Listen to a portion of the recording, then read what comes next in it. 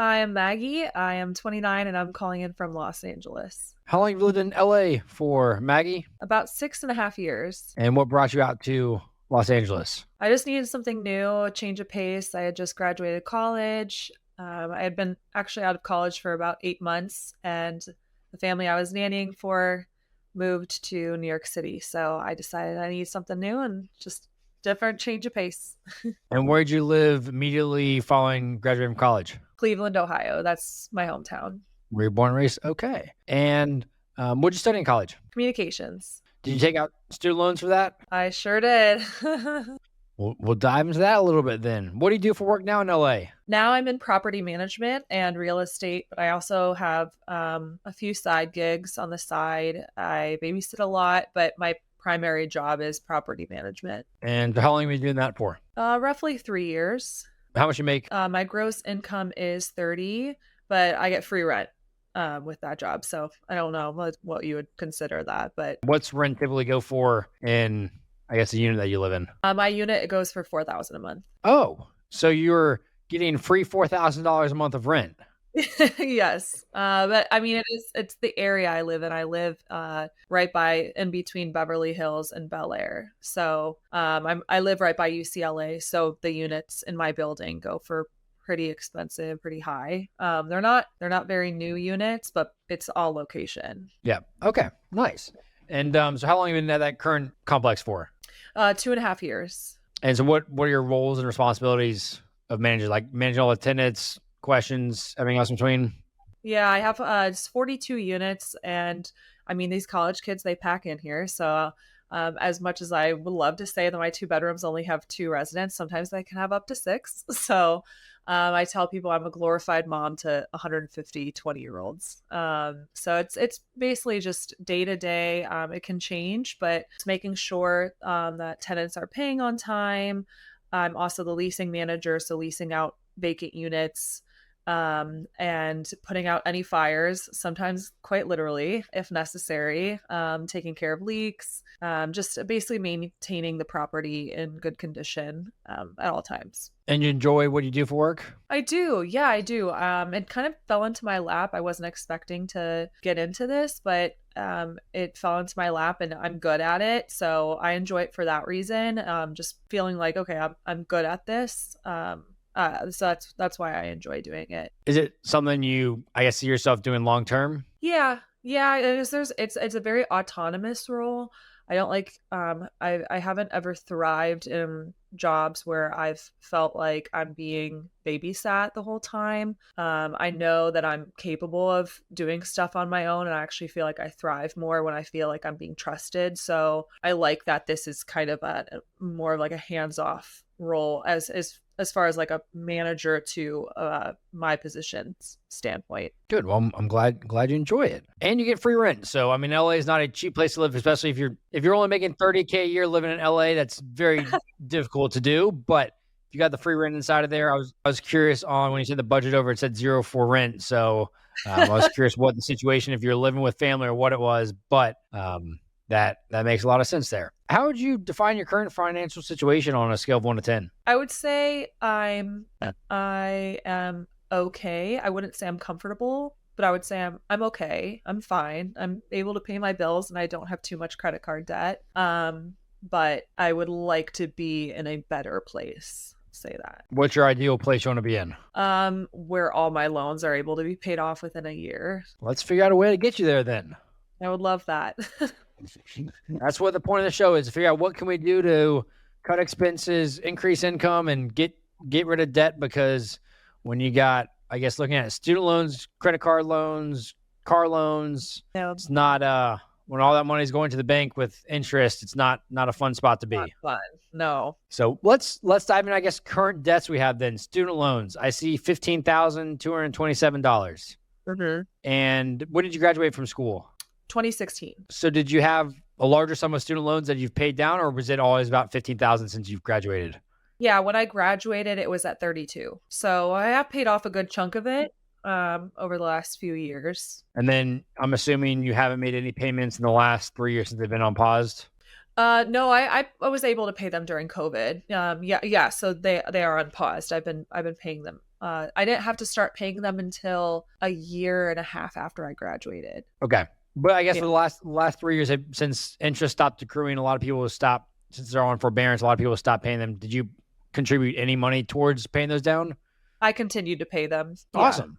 Well, good. Yeah. So that's help get your balance down instead of having, it looks like Yes. 9.14% interest rate without having any interest on it. It's allowed you to pay those down a lot quicker than not. Yes. And that means I'm assuming, aware that for everyone else in the world, that student loan payments are resuming come October. Interest Yeah. accruing in September and payments resuming in October. Yes. Good. Okay. So we have that in here. So 215 is your minimum payment on that. And are you paying just the minimum payment right now, or are you paying anything over that? I'm just paying the minimum payment. Just paying the minimum payment? Okay. Credit cards. It says $1,000. Are you carrying a balance every single month on your credit cards? Yeah, I am. Especially now because I'm getting married in September. So, that's racking up a lot of bills. Getting married is not cheap. It is. I went through that last year. I got married a little over a year ago, and everything in the wedding industry is expensive. Yes, they definitely milk it. They know they can. And okay, so credit card debt about $1,000, and then car loan $13,000. I see essentially a 4% interest rate on that, which isn't a terrible interest rate, but still a $302 a month payment. It looks like. What kind of car is it? It's a 2018 Honda Clarity hybrid. And how much did you buy it for? I bought it for 24, including tax. So minus tax, it was around 22. 22,000. Okay, so you've paid down about nine grand on it. Yeah. Do you know how much it's worth right now? I don't.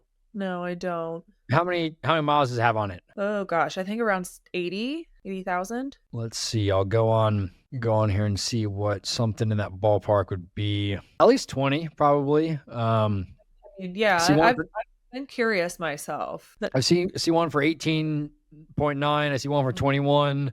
Yeah. Some for about 22. And all of them have between 60 and 90,000 miles. So call it about $20,000 probably the car's worth. So have about $7,000 worth of equity per se in the vehicle.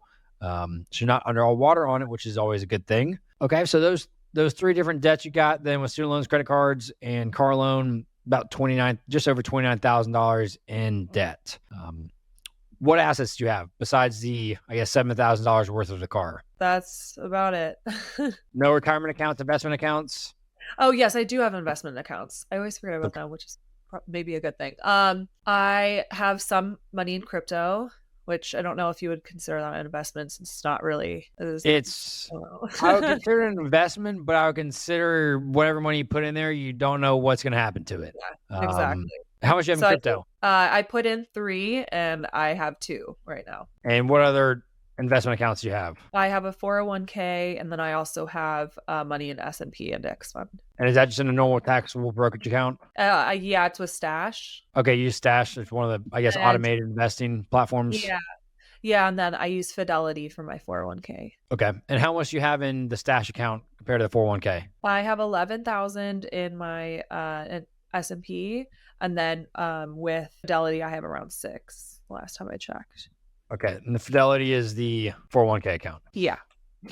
Okay. So $11,000 in the investment account, $2,000 in crypto. It puts us about $13,000 between those two, and the retirement account obviously can't touch till you're 59 and a half, so about $6,000 in there. Great. Okay, so you got, if we count the car, $20,000. We got the index funds and S&P 500, 11,000, 401k, 6,000, and crypto, 2,000.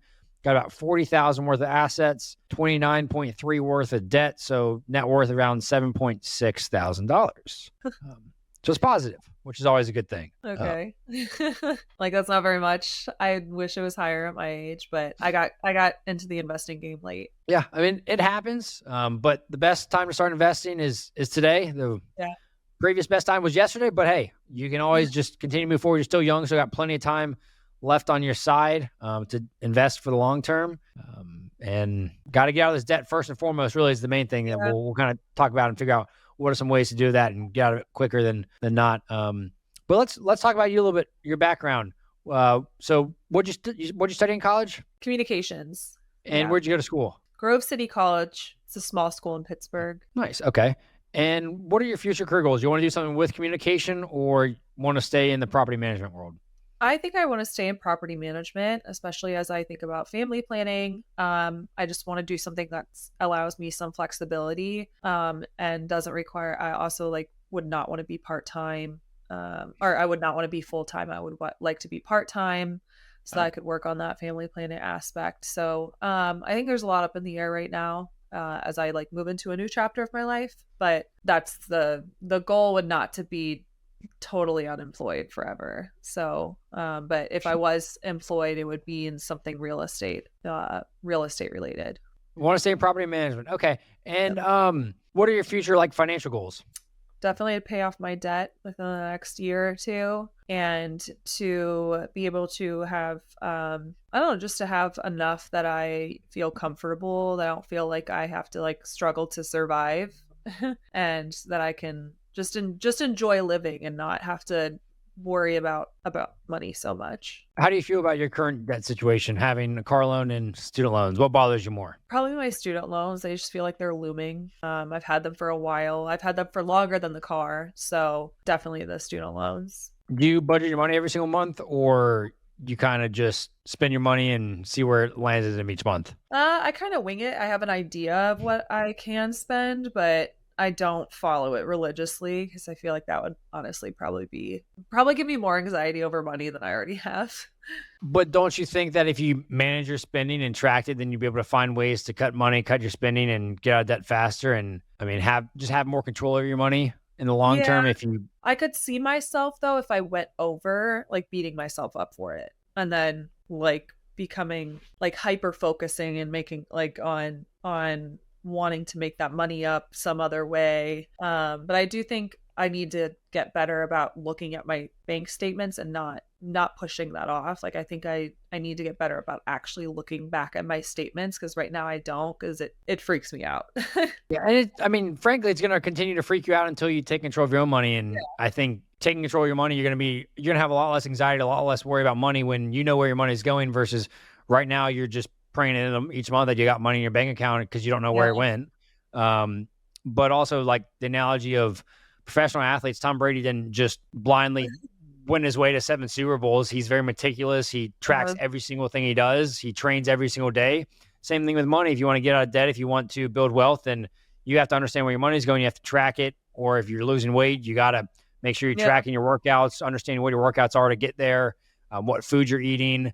And if you're just blindly walking through life, not looking at your bank statements or understanding where your money's going, your money's probably not going to be there. It's probably going to disappear. It's Yeah. going to go to Target, or go to Walmart, or go to JCPenney, or wherever people might shop online, Amazon.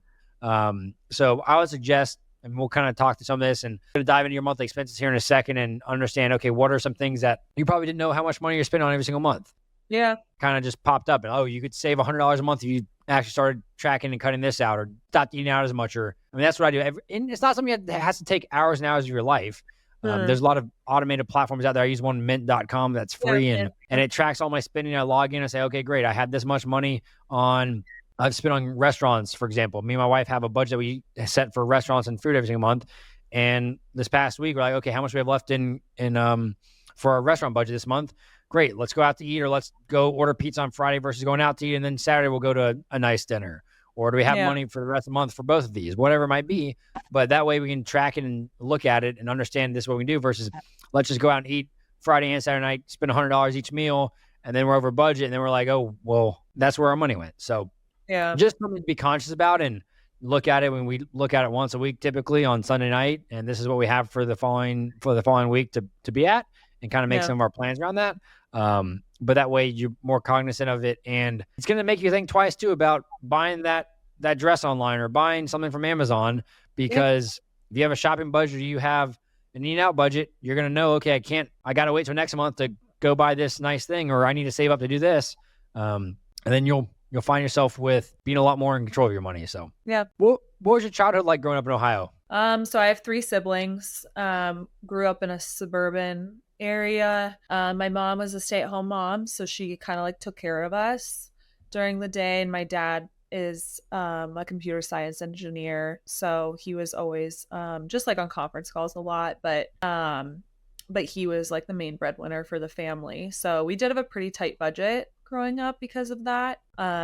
We had a really strict budget of what we could stick to when we went out to restaurants. My dad would say, okay, you guys have a X amount limit, and it was always super low. And we never, we never got fast food. We would always ask to go, well, if we drove past a Wendy's, can we get something? And if we did occasionally go, my dad would say, okay, you guys can get 3 things off the dollar menu.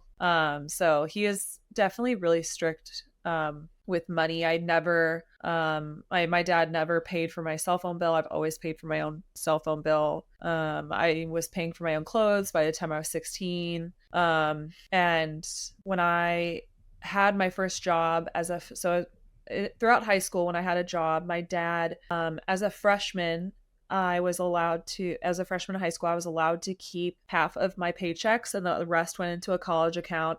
My sophomore year of high school, I was allowed to keep a third of my paychecks, and the rest of them went towards college. Junior year, I was allowed to keep a fourth, and then my senior year, I was allowed to keep a sixth. So by the time I went to college, I had close to $15,000 saved up for my dad doing that, and I hated him during high school doing that to me. But honestly, obviously now in retrospect, I'm so thankful that that's $15,000 I don't have to pay off now. So that's awesome and smart for him, kind of teaching you some of those principles at a young age of saving money and also making you work for it as well.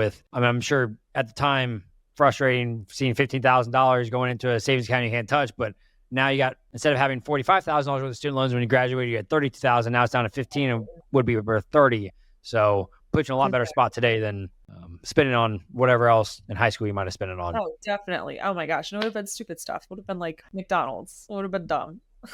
Yeah.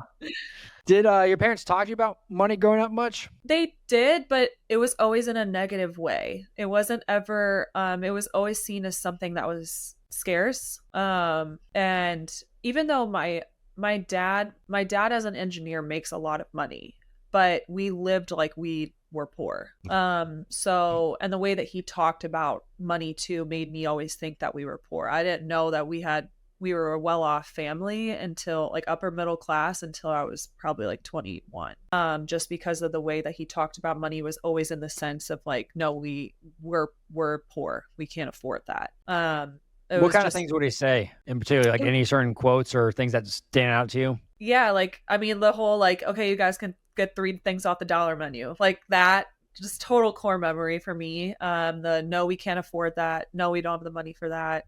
My mom got a weekly like allowance stipend from my dad, and sometimes she would take me shopping. Occasionally she would take me shopping and she would pay for some of it in cash so that my dad didn't see the full amount that she actually spent on the credit card statement. And one of the quotes I remember from my childhood like very vividly is, "Don't tell your dad how much I actually spent." That was something that she would say to us all the time.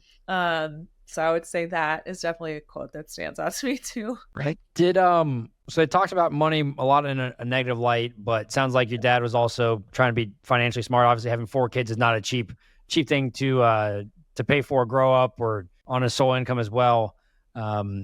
Did they talk to you about ever budgeting or making money or your student loans prior to going to college? My dad sort of talked to me about my student loans. Like I said, in the sense that he, I was going in with money saved, that, so we talked about it on that level, but then also he really liked my college solely for the reason that he didn't have to co-sign along with my student loans. And I didn't know what that meant at 18. I was just like, okay, you don't have to co-sign for that. But then as I grew older, I realized what that meant, and he just didn't want his name attached to my student loans in case I didn't pay them off. So, I mean, he talked about that with me, but no, they never really talked with me about budgeting. I just heard them over talking about their own budgeting, sort of very vaguely, but I think for the most part, they kind of, any discussions or even arguments they had about finances were kept pretty private. Makes sense. I think that's typically most households, and parents don't talk too much about money in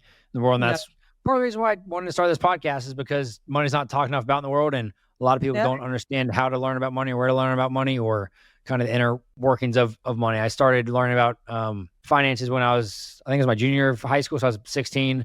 I took a Dave Ramsey course, and that kind of changed a lot of trajectory for me, learning about what is compound interest. And I used to play around with Dave Ramsey's mutual fund calculator, investment calculator, see the returns over time, and got me to figure out how to start investing when I was young. I started my first business when I was 15. So figuring out how to invest and what that could do for me in the long term. And I'm fortunate that my school offered that class, but most people didn't learn in it or didn't pay attention in it. But it's frankly probably the most valuable class I took in high school that I remember. So Yeah, I mean, I know I have a lot of friends who have taken Dave Ramsey's course, and I feel like I need to jump on the train because I have so many people that I know have done it. So yeah, a might be lot about of a lot of people trash talk Dave Ramsey because they're like, oh, don't pay off your house or don't card debt's fine. But oh, frankly, if you listen to Dave Ramsey and you pay off all your debts, you invest 15% of your income, whether you believe it or not, or paying off your house or not. But if you do those things, live debt free, live below your means, invest 15% of your gross income,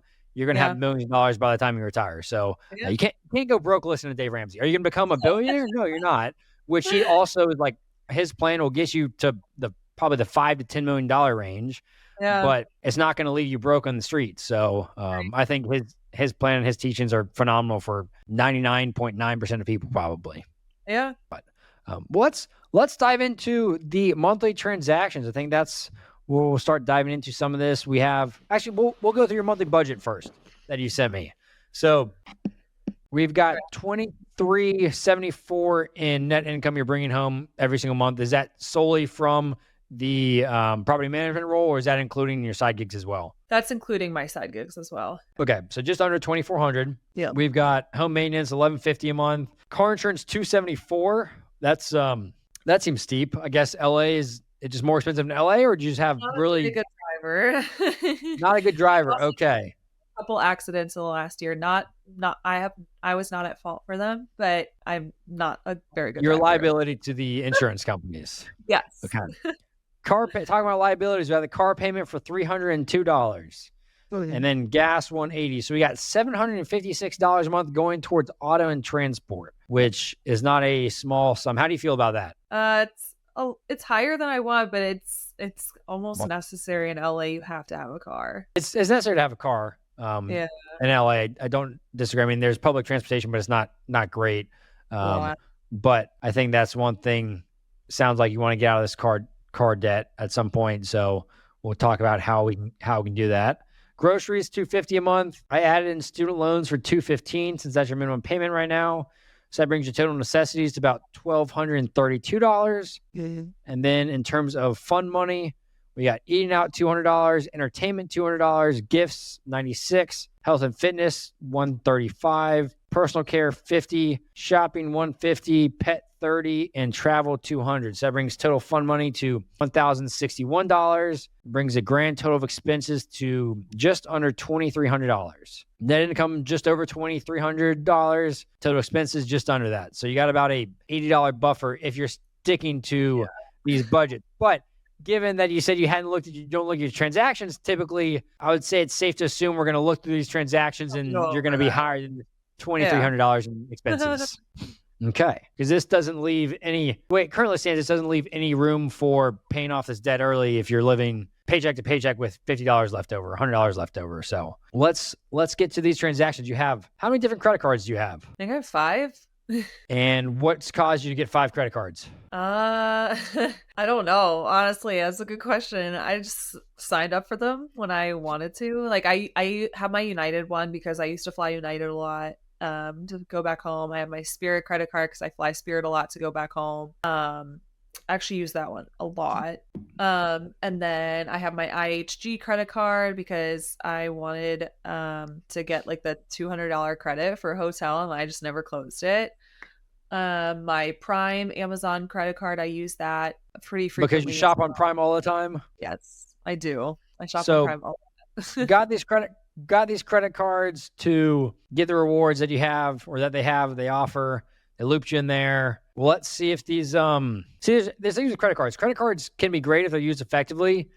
Psychologically, Dave Ramsey at least teaches that you actually would spend less with a debit card than you would with a credit card because it's physically coming out of your bank account, which I definitely agree with that. If it's coming out of your bank account, you're going to think twice about it versus a credit card. I'll figure that out in 30 days. If you're carrying a balance on these credit cards, and even if they offer a $200 in credit, if you're paying them $50 a month in interest, or they've collected $100 worth of interest of the year from you, then essentially having the credit card, you're paying them to have the credit card at that point. So if you're carrying a balance, which the first card I pulled up, the Amazon one, we've got $232 worth of interest you've paid to them in 2023. So in the last 6 months, we've paid $232, $40 a month you're paying towards Chase for keeping this Amazon card open. So it's not benefiting you at all in that situation.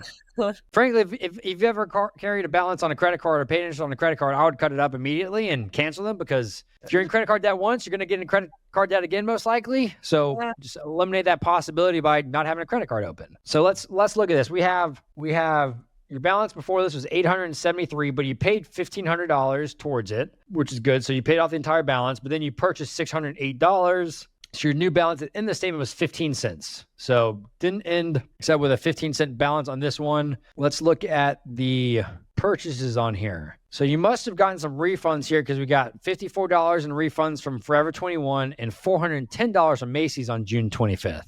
Yeah. Okay. So returns. So returned a lot of stuff. They were outfits for our engagement shoot that I ended up returning. Do you know how much money you spend on Amazon a month? A lot.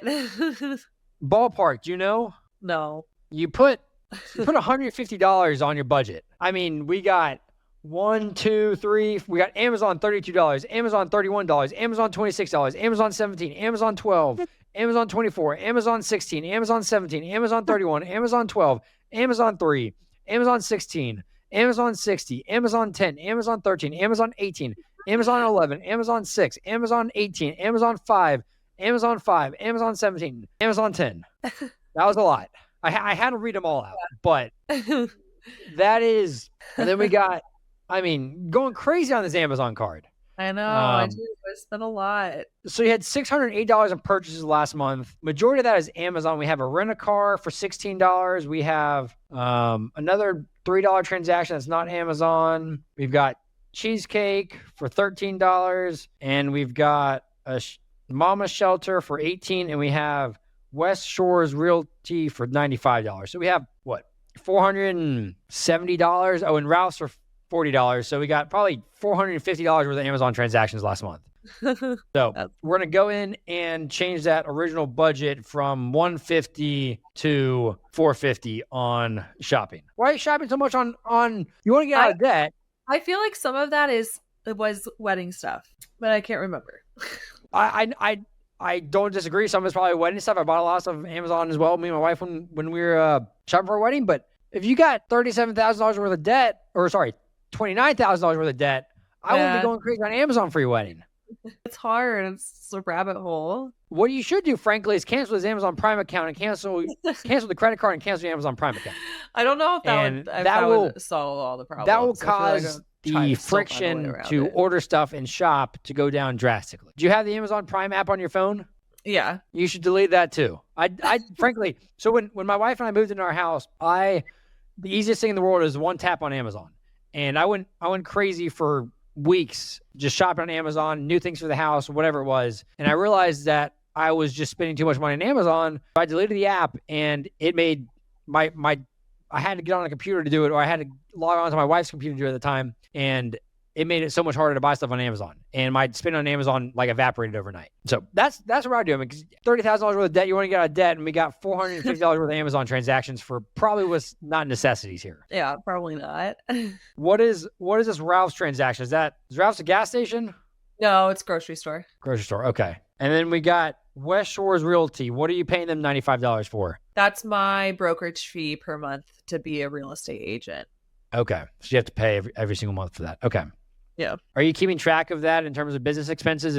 I would frankly keep that separate in a separate checking account than mixed in with these 1,000 different Amazon transactions that we probably have over the year. Just so you're not having to dig through your Amazon transactions to find the stuff when it comes to tax season. But yeah, I mean, right now you've paid $232 to Chase for your Amazon account this year, on top of Prime, on top of if I had a ballpark, couple of $1,000s worth of Amazon transactions we've had this year. That needs to change. Let's look at the IHG. That one, you got $17,000 points for rewards this year so far. So that sounds nice. But how much interest have you paid for that? You paid $63 in interest for that. So in theory, you've only paid $63 to have about $150 worth of points. Yeah. Which still not good. But this statement, we had a previous balance of $1,200. We paid $1,250 towards it. Then we spent $700 more on it, and that leaves you a balance of $685. Let's see what these transactions are. We got Shin clothing. We got 33 for that. We got 164 for that, and then we got 145. So that brings our shopping up an additional $330. I returned all of that stuff though, or most. I don't of have it. that transaction right now, so I'm going off of what I see. So shopping went from the 150 projected to $780. We've got Alchemy. What's Alchemy in Santa Monica? Oh my gosh, that's my Botox. Botox. Okay, so personal care is not $50. No, it's definitely higher than that. I always We forget got about. at least $99, and that doesn't include probably nails and hair and everything else in between. No, I don't get my nails or my hair done. I do that myself. So Okay. Botox is my splurge. Splurging with $30,000 worth of credit or of just overall debt. That's it's a dangerous game. We got eating out empanadas. We got refined grind. Is that eating out? What's it? No, what is it? Coffee. Coffee's farmer's market looks like in Studio City. Oh, that was the farmer's market. Yeah. Yeah. Okay. Thrive Market, another $60. What is Compassion International Colorado Springs? That's I donate to that. That's a monthly donation. I sponsor 2 kids. So is that what you put in the gifts and donations for $96? Yeah. And then $685 or $95 worth of transactions, 300. Some of that was online shopping, some eating out, some donations, farmers markets. Not great. Now we'll go on to the United card. We got $342 balance here. You've paid $114 worth of interest. So between all these cards right now, we're at 232 plus 60, so 280 or 290. We're at $400 in interest right now. You've paid the credit card companies this year, which is not a small sum. Were you aware that was that much? No. Does that make you want to cancel those cards? Yeah. Yeah. That's how credit card companies offer rewards, is because people that carry balances, they collect $400 from them and they go distribute those monies as rewards to other people. They're not making, they make majority of their money off of interest that they're collecting from people that carry balances. And you're one of those people that are doing that, are paying for those people you see on social media that say, hey, I'm traveling the world on my credit card points. They're doing that because people like you are carrying balances on their cards and paying hundreds of dollars of interest every single year. Yeah. So on this United card, we've got $2,500 was the balance coming into this period. You paid $3,200, so you're paying a lot towards these cards to get their balance, essentially to wipe away all previous transactions, which I'll have some questions because this is, $6,000 worth of payments so far that you've made in the month of June. But then you purchased $1,000. So we had originally your budget at $2,200. And right now in expenses, we're sitting at $1,300, $2,300 just on these 3 credit cards. And I think we still have another one to go. So through this one, we've got DoorDash for $15. We got DoorDash for $31. We got Temu for $20. We got a few things for the post office for $25. On the 30 Sherman Oaks in California, is that clothing? Is that food? Looks like it's a restaurant or bar, pizza and cocktails. So eating out, we got Sephora, $87. TFK Santa Monica for $32. So more eating out. We've got Shell Oil. We got DoorDash, another $25. So you love your DoorDash, obviously. Yes. Because we're at $80 worth of DoorDash. More Ralph's. Groupon. What'd you pay $117 to Groupon for? That was somebody was paying me for that because I bought something for my bachelorette party through Groupon. We're seeing Magic Mike and I bought tickets for it and the girl paid me back for that. Where y'all going for the bachelorette party? Yeah. Vegas. Vegas. When's that? In 3 weeks. And is this part of the reason you have credit card debt right now, or is everything paid for that already? No. That is part of the reason. Yeah. Okay. Going crazy for the wedding. So 117 there, but you said you got it paid back. We got parking, we got Pokey again. We got Walmart for $83. Is that groceries? No, that's online. It's PayPal. What was it again? Walmart for $83 on June 29th. That was a work. I bought printer ink for my job, so I got reimbursed for that. Okay. Then we got bagels on the 29th for $16. We got Zara, so more Zara. So we had that, and we had Sephora for $87 plus this $90. Or no, this is $100 to Zara. Zara's clothing, isn't it? I guess. Yeah.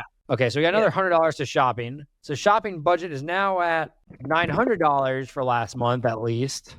Oh, I didn't include the Temu. Temu is another $20. I'm assuming that's closed. That was for the wedding. Yeah. Okay, so we're at about $900 in shopping.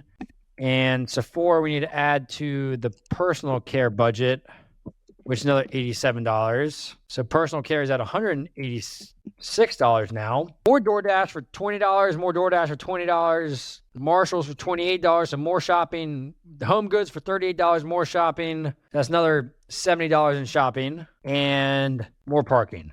So $1,000 in purchases on here. A lot of it, $250 is Groupon stuff. It looks like for the bachelorette party, which said you're getting paid back for. So that still puts about $750 in transactions that are DoorDash, clothing, eating out, some gas in here, but definitely stuff that say you want to get out of debt. But then we got the priorities of shopping on Temu and DoorDash and everything else in between out here. It's going to make it hard to get out of debt in the next year or two if you shop like this. I know the wedding's coming up, but you also have to control yourself. Otherwise, the debt's just going to pile up and get higher. Believe it or not, that is me controlling myself. I don't want to see yourself not controlling. Because, I mean, frankly, I have some questions because coming into this, we had a $2,500 balance, we had a $1,200 balance, and we had an $800 balance. And you paid $6,000 worth of credit cards off last month. So the balance before that was $6,000 in the month. This month, we're ending it at $1,000 on these three. So the balance is down $5,000. So I don't even think I want to see those statements from before. I don't think I like them. And I don't think you probably understand how much money you've been spending on that. No, I definitely don't. Did you know you spent $970 on shopping on those three cards the last month? No. How does that make you feel? I mean, I feel like I need to start looking at my statements. I 100% agree with that. So at least this is the point of it. I just wanted to point out things that, I mean, I want you to get out of debt and stay out of debt. And if you're not tracking your expenses, you're not looking at stuff, it's going to be very difficult to know where your money's going. It's going to be difficult to know that, hey, I paid $400 in interest this year to credit card companies, or hey, these $20 transactions online or $50 transactions don't seem like much when you do it, because frankly, it's like, okay, I swipe $50, but you do that 10 different times in a month, that's $500. You do that 10 times on 3 different credit cards, that's $1,500.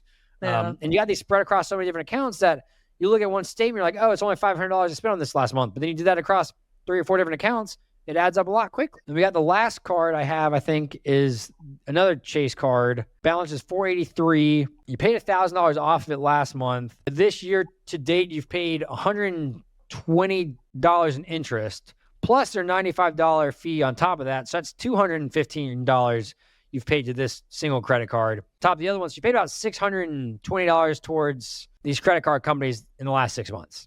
No. Which, have you gotten $650 worth of rewards out of it? With Amazon, I feel like I'm actually close to that. No, because it's making you spend more money on Amazon. They're getting more. They're winning the battle here. Amazon's not losing. I can promise you that.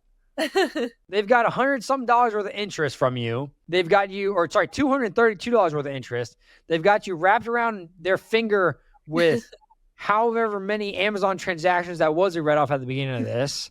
$450 worth of transactions. You're not winning this game right now. Amazon's winning it. Yeah. Let's see this last card. So we got how much in transactions this month? We have $922 on this last card. So McDonald's, $10. Moon Juice, $22. Ralph's, $181. A lot of groceries there. CVS, $11. Coffee, $6. City of LA, DWP. That's my Department of Water. Department of Water. Okay. What is ChargePoint Inc? That's my charger that I have. I pay for. Oh, for your electric car? Yeah. Okay. Which is not in the car budget, or that was previously sent over. Target, $55. Some more shopping. Zara, $11. More shopping. McDonald's, $18. Lyft, $14. McDonald's, $17. Lyft, $20. Another Market, $53. Michael's, $6. Ralph's, $51. Trader Joe's, $138. Spend $190 on groceries in a week? I don't know. That probably included alcohol. Okay. I don't spend that much on food. Uber Eats, $36. So we got another, I mean, eating out right here too is a lot of this. And Ralph's, I mean, you need your groceries, but eating out right now and paying the extra $10, $20 you're paying every single transaction with Uber Eats and stuff. I mean, that stuff adds up quickly. I mean, we got a couple $100 worth of DoorDash and Uber Eats here just in the last month that could be going towards paying off debt or going towards saving for the wedding. And you've paid $215 on this credit card so far this year. And then we have, I guess this is the last card. So between these 4 accounts so far this month, $600, $700, $1,000, we're at $2,300 plus another $900. So we're at $3,200 in transactions. And then we got the Spirit card has $2,000. So that's $5,200 in credit card transactions last month. Were you aware is that much? No. I would have guessed probably closer to like 3,000. So $2,000 difference than what you're expecting. Yeah. And so this one you did not pay off in full. Or no, you did. Okay, you did actually. You paid $2,800, it looks like. So your balance is $1,500 on this. Let's see what we got here. We got AliExpress for $1. We had Nordstrom Rack, $5. More AliExpress for $8. Insomnia Cookies for $40. Marshalls for $7. ClassPass for $89. Craft House for $40. More AliExpress for $10. More AliExpress for $1. What is You've Got Maids of LA? Did you pay for maids to come clean your apartment? No, I manage a house and I pay them to come clean the property. So I don't I'm not actually paying for that. The Airbnb. Okay, so you're getting reimbursed for that. Yeah. Okay. I was gonna say if you're paying $200 for maids to come to your house with $30,000 worth of debt, that's definitely priorities of clean house that you could do yourself than paying off debt. Because you said you want to get out of debt. So I'm just pointing out things that need to be thought about, things that need to change. If really your intentions are, hey, let's get out of debt. Persimmon Life. What is that? That was my 5-month Botox that I got. I got it for cheaper. What was the $99 one? Because I was modeling for them, so I got like a 70% discount. So you paid, I thought you paid $99 on the other card for that. Well, that goes towards like future transactions. So I'm going to go back to the people I pay $99 a month for, but the $99 a month goes towards like future So we got the $99 last month plus a $210. Well, I got $110 reimbursed for that like 3 days ago, so it was actually $100, but yes. Okay, additional $100 there then. More AliExpress. Another you got made, so you said you got reimbursed for another one of that. Yeah. Target $66. Cinemark. What is Cinemark? Like a movie theater. You spent $151 in the movie theater? I went to see the Barbie movie with my friends, and I was the one that put it on my card, so I'm repaying you back for that. I was like, if you spent $151 on alcohol by yourself at the movie theater, like. No, everybody's ticket was $17, so or 16 something. That's what I was at. Okay. Going out to the movies. And then we got some stuff with DMV on here. We do have a lot of these. I guess you got Maids of LA. So you said you're getting paid back for all of those. Yeah. But we got three transactions of that. So that's about $700 or $800 out of that $2,000. So $1,200 in transactions on here. Some of them obviously with health insurance and stuff like that are needed. And mental and physical health stuff, but still a lot of money that's flying around. So we subtract out the $700 from the You've Got Maids of LA stuff, you still at $4,200 of expenses last month, essentially. If you didn't have a place to live right now for free, that'd be very difficult to survive. But bringing in $2,300 and spent $4,200 last month, it's a $2,000 deficit you're operating at right there. Which is the absolute opposite of what you should be doing if you want to get out of debt like you said you want to. I know. What's the plan with the wedding right now? Like as far as the budget goes? Yeah, is it parents paying for most of it, or are y'all taking on debt for this, or what's happening? So the wedding's going to cost about $47, and his parents are contributing $20 and my parents are contributing $20. So there's about $7 that's coming out of both of our pockets. And where's that money coming from right now? Because I don't see it in the account. Oh, I lost you. Where's that $7,000 coming from?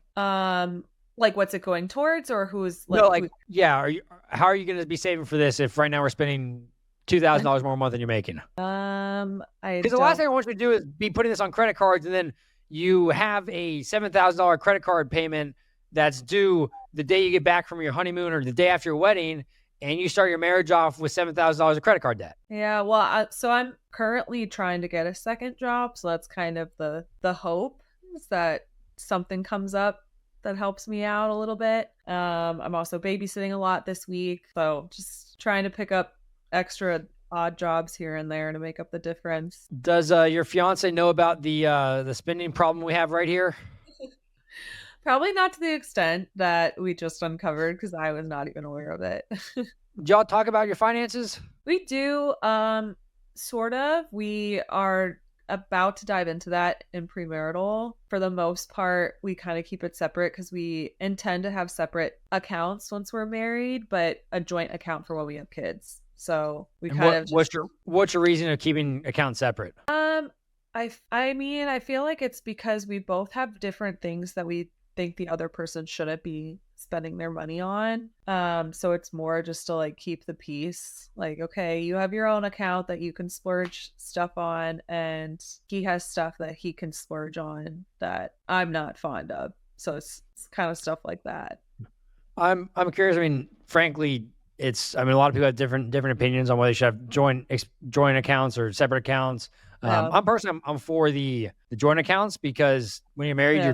you're working together, and if you're kind of like having split accounts, split credit cards, statements, or whatever, bank accounts, then it kind of feels more of like a roommate situation, more of like a partnership, like not even I guess like a formal partnership versus like a team together in terms of Yeah. like you're on the same team working together, working towards common goals, working towards paying off debt or getting out of debt or saving up for a house. And I feel like I think both of them done wrong can cause issues. Obviously, money is one of the largest issues in marriages in America. Yeah.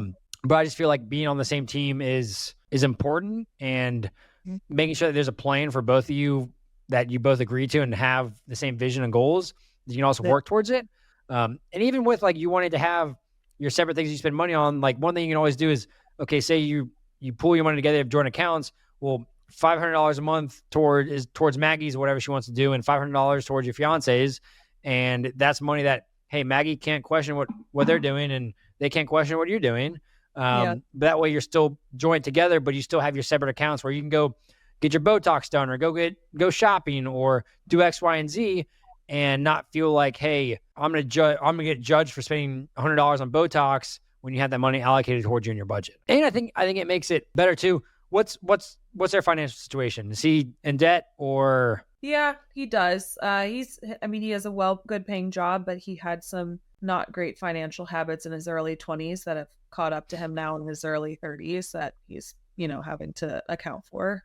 And that's one of the things too. Being on the same team too is like you can help each other get out of these holes too. I mean, combining income together too gives you more income there, obviously, but you're on the same page. And like if one person's in debt and the other's not, and the person that's not in debt is like, hey, let's go out to eat or let's go do this, that person's going to feel obligated to do it, but then they're spending money that they can't afford. Versus if you're a team and you're both in debt because it's y'all's together, you're married, you're one, then hey, we're not going to go out to eat because we got to pay this off. Versus, hey, Maggie, let's go out to dinner, even though you got $30,000 worth of credit card debt, I'm debt free or whatever, but then you go swipe $100 on a drinks and X, Y, and Z when you shouldn't be doing that. So I that's my point of view on it. Obviously there's not in the world, everyone has different opinions. I'm not going to sit here and try to convince you. That's just my reasoning. One book I would suggest if you haven't read it yet is Things I Wish I Knew Before I Got Married.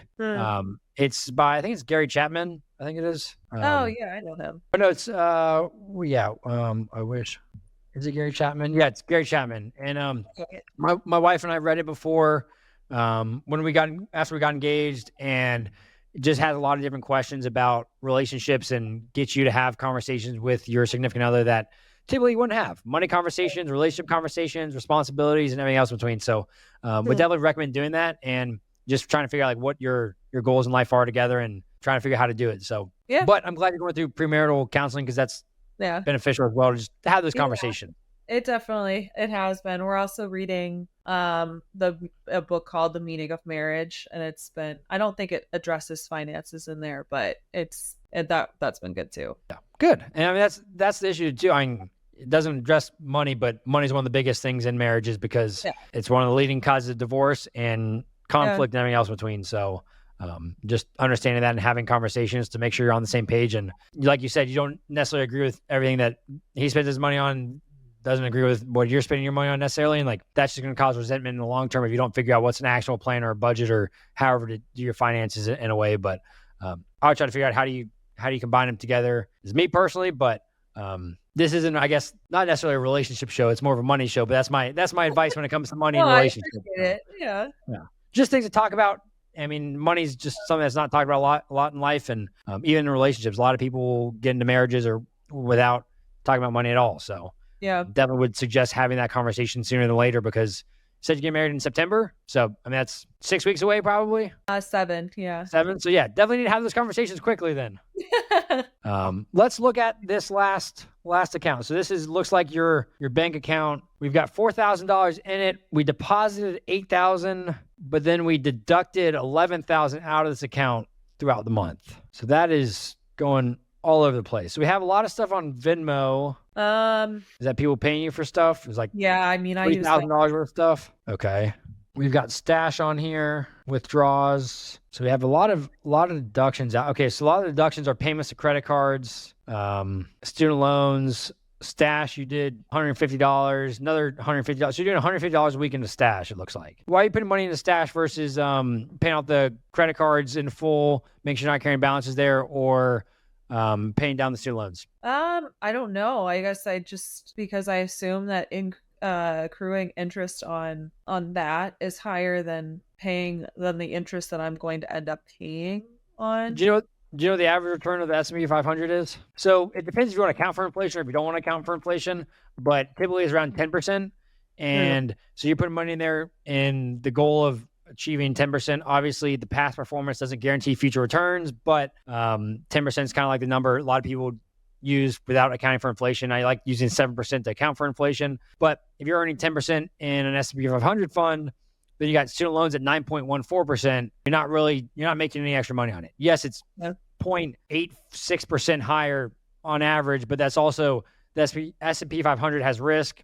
It has down years. Like we saw last year is down 20%. Right. This year's up 18%. So there's always risk. It goes up and down. Long term, yes, should go up because the U.S. economy is a strong economy, will continue to grow.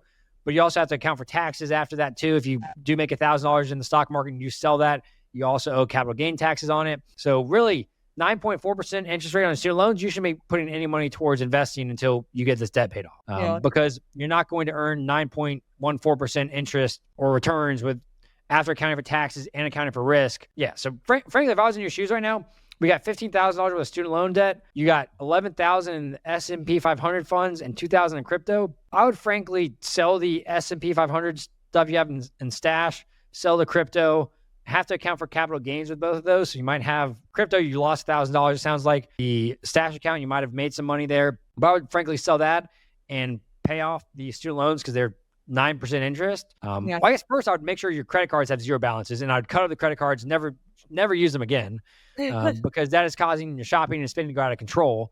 Yeah. And I would do that and just only use a debit card, because if you're paying $600 a month in interest, or $600 in the last year or 6 months on interest, you're not getting anything out of having credit cards.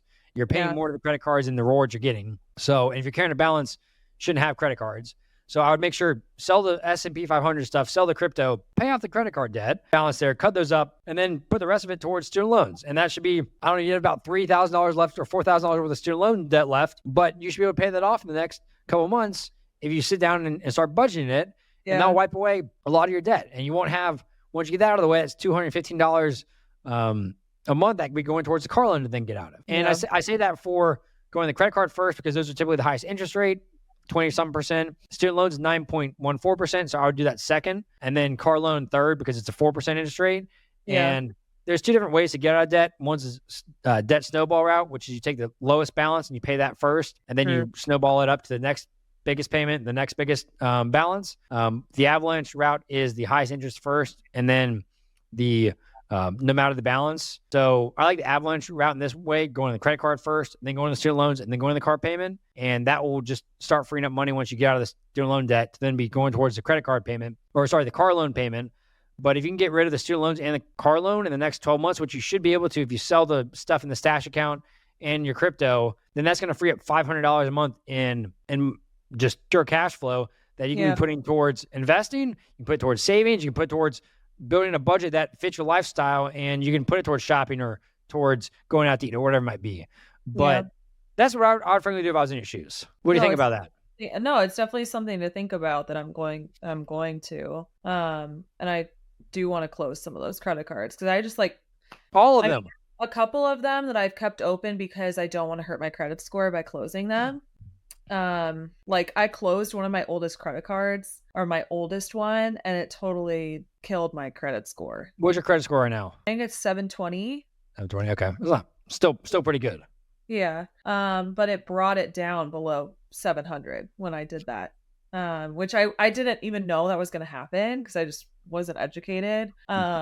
So ever since then I've had this like irrational fear of closing out any of my other credit cards. I think the irrational fear, in my opinion, would be far outweighed by not having credit card debt in that situation. I'd rather not have credit card debt and have a lower credit score for the short term than have credit card debt, paying money to the bank, and having a higher credit score. Because frankly, credit scores only matter when you're taking on debt, whether that's a mortgage or that's a car loan or that's opening up credit cards. Two, sometimes people ask for your credit score if you're trying to rent a new place. Right now, you have accommodations for that, but also there's other ways to go about it, getting a reference letter, etc. Yeah. If you don't have a good credit score, you could always go. But right now, and then buying a house, frankly, right now with $30,000 worth of debt and living in LA is not a cheap place to live. I wouldn't be even looking at buying a house right now. So those things don't really matter in the short term. 5 years from now, maybe if you're trying to buy a house, credit score is going to matter, but getting rid of this car loan, getting rid of the student loans and credit cards should be your first and foremost priority because your credit score is not going to matter anytime soon with that. So, but that's what I do. I mean, you're in a spot, the beautiful thing is you have $13,000 worth of investments between the S&P 500 fund and crypto.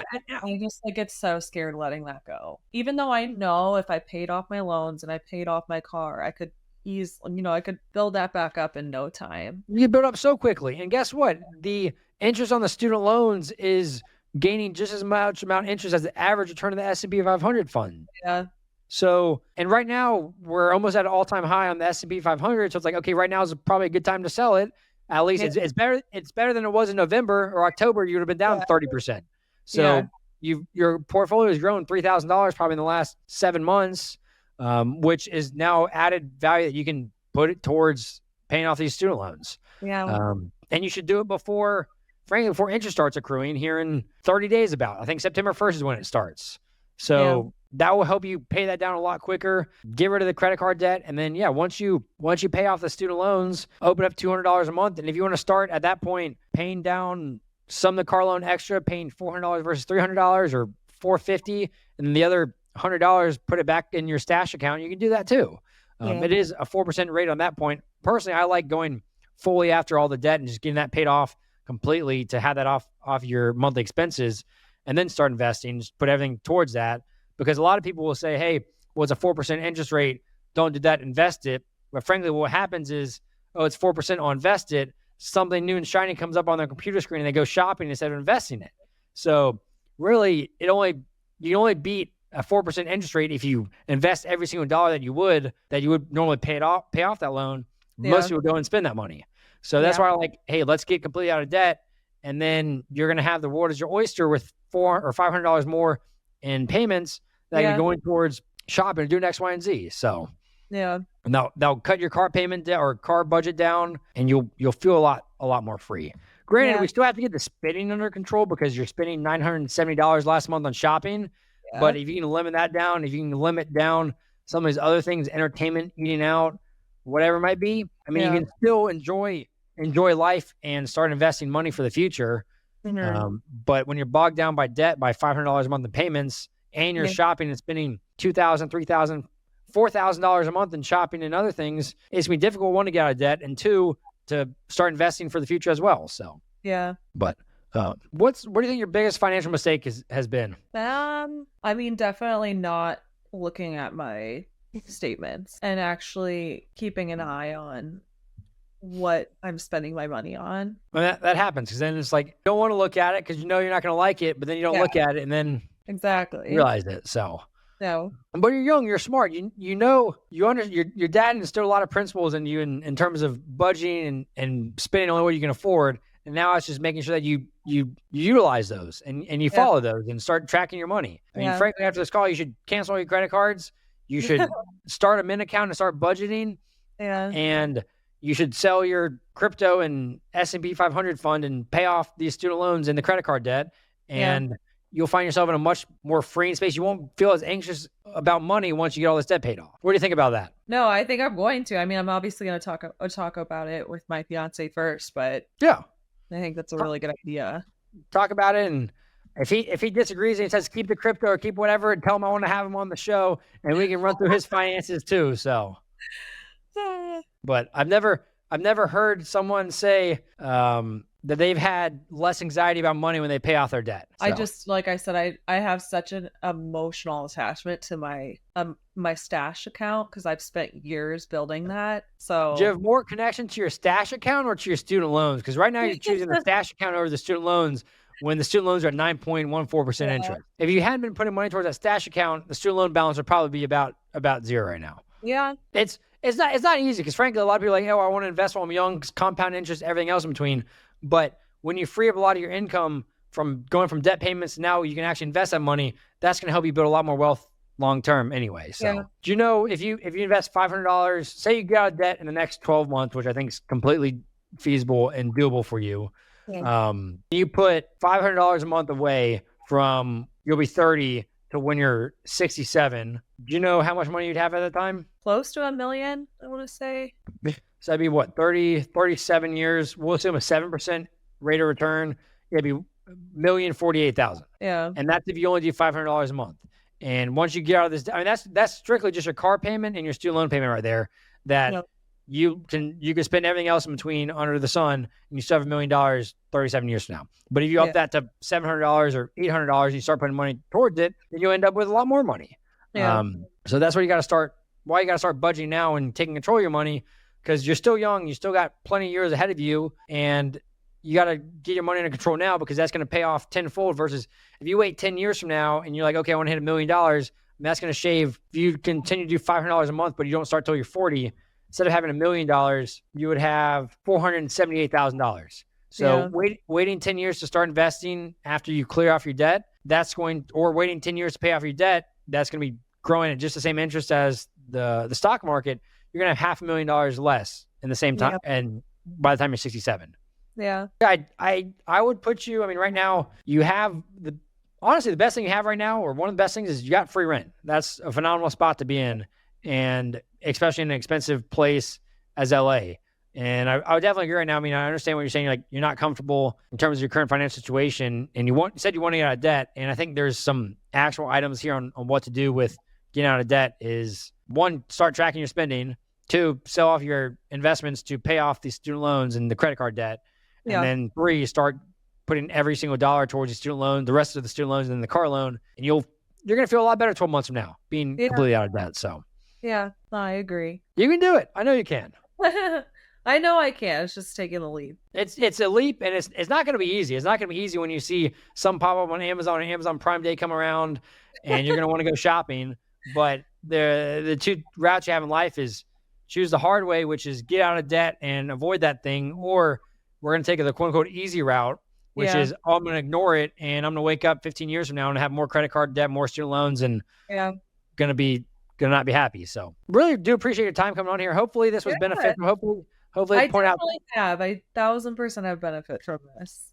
Good. What would you tell people watching this if they're in a similar financial situation? Be smarter, I guess. And to actually take the time to sit down and evaluate your finances, even if it gives you anxiety. Like, that's going to exist whether or not you choose to acknowledge it. And right now, I've been acknowledging some of it, but not all of it. But the some that I'm not acknowledging is going to continue to be there, whether or not I choose to believe that it's there. Yeah. So I think that's what I would say. Good. Well, I'm glad you learned something, and I'll send you some resources and stuff after this as well for you to check out, learn from. Yeah. Debt snowball calculator, everything else in between, and just happy to be resourced to in any way possible. And if you're watching this, you're in a similar situation as Maggie, you want to be on the show, if you want me to go into your finances and tell you you're spending too much money on certain things, please email me, and we'll dive into it. And if you're watching this too, make sure you hit the like and subscribe button. And thank you for joining today, Maggie. You're welcome. Thanks, Bailey. What's up, everyone? I just wanted to provide an awesome update we received from Maggie after we had a great conversation together. She sent me an email and said, "You'll be happy to hear that I took all my money out of stash and paid off my 3 credit cards, and I'm closing them permanently. I put the rest towards paying down my student loans. My fiance are going to start the Dave Ramsey course. I'm logging all my expenses this month. Clearly a life-changing conversation we had. Thank you again for all your help. You're changing lives." So getting this update from Maggie was awesome to hear. I'm super excited to hear that she's taking actual steps to get out of debt, stay out of debt, and build a better financial future for her and her fiance as they go through this new chapter of life, getting married soon. And wishing her and her fiance all the best in the future. And if you want to be on the show, if you want to have life-changing conversations like Maggie had with me, then make sure you email me and hit the like and subscribe button at the very least to help the world learn about money, talk about money, and get out of debt. Thanks for watching.